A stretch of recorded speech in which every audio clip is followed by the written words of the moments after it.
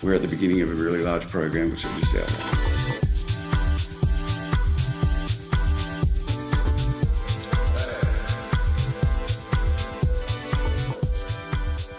Nimy Resources is an exploration company with the vision to responsibly discover and develop an economic nickel sulfide project in a Tier 1 jurisdiction in Western Australia.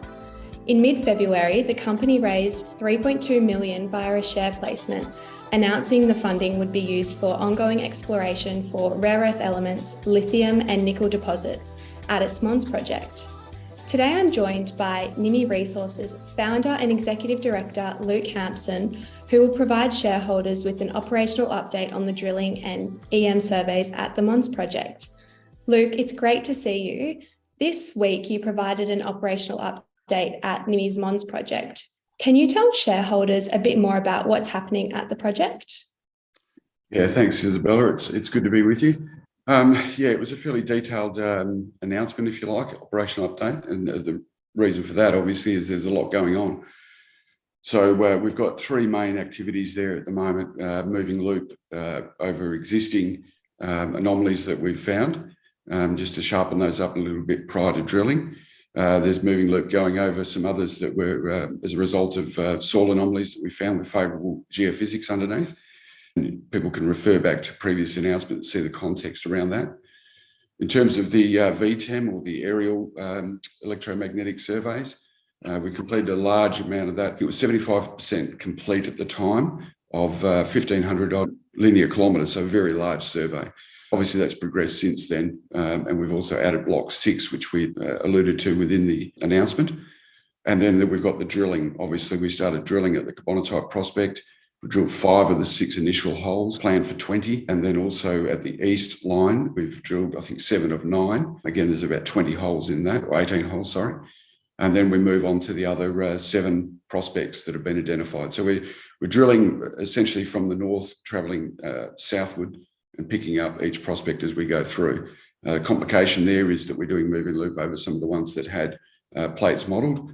That necessitates that type of strategy, if you like. So a lot going on, a lot of people on site, a lot of moving parts. It's a pretty exciting time. And the bottom line of it is we're getting a lot of data. So the moving loop is giving us some sharpened focus, if you like, around those plates to ensure that we're drilling in the right place. And the VTEM is actually giving us a lot of information about a large area in terms of what EM targets might be popping up there. We're using resource potentials to analyse all of the moving loop and VTEM data. So they're receiving the data every day, stepping through it and setting priorities around each of the anomalies that pop up. So we've got priorities 1, 2, and 3, and there's a little bit of work to be done into investigating, making sure they're actual anomalies, then seeing how drill ready they might be. Typically, we'll follow up with soil sampling, another line of ground moving loop over that. So a lot going on, a lot in the announcement. The smart thing to do is to read it in conjunction with the previous announcements around soils and drilling and everything else over the last month in particular. Yeah, wow. So as you mentioned, a lot going on and you kind of ran through it there, but could you outline just for shareholders what the next steps are for Nimy Resources? Yeah, well, the next steps are the continuation of this program. We've really only just started it. So I think if you look at the drilling, for instance, we've done 2,800 metres. We've got 10,000 metres planned in this round of drilling. We have up to 22,000 metres in the pipeline.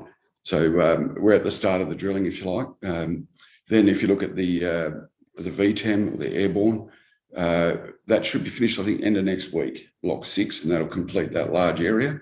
That adds up to 2,400 linear kilometres. And then there's the analysis over all of that. So the priorities come through, they're analysed, as I said before, and then we look at what we're going to do with those, and we'll prioritise them in terms of follow-up. And then the moving loop on the ground is sharpening them up. So there's a fair bit of work around designing the drill holes there. So it really is a continuation of what we're doing at the beginning of a really large program, and a lot of analysis and a lot of work on the ground. We've got good suppliers, I believe. We've got Raglan Drilling, one of the leading RC drilling companies in Western Australia, and they entered into, I think it was announced early January, a 50% equity deal, which we were really pleased with given their status in the industry. We're using Resource Potentials to do all the analysis, and again, they're a leading geophysicist company. Highline Services Group are on the ground doing the moving loop, and we've used them for the large scale one we did in the southern, or where we're actually drilling now in the southern area last year. And we're also using UTS Geophysics for the VTEM. So really, reputable, high-level suppliers, and they're supplying a lot of data. So ongoing, a lot of data analysis, a lot of drilling, a lot of work on the ground around soils as well with follow-up. So next couple of months are very busy, which is good.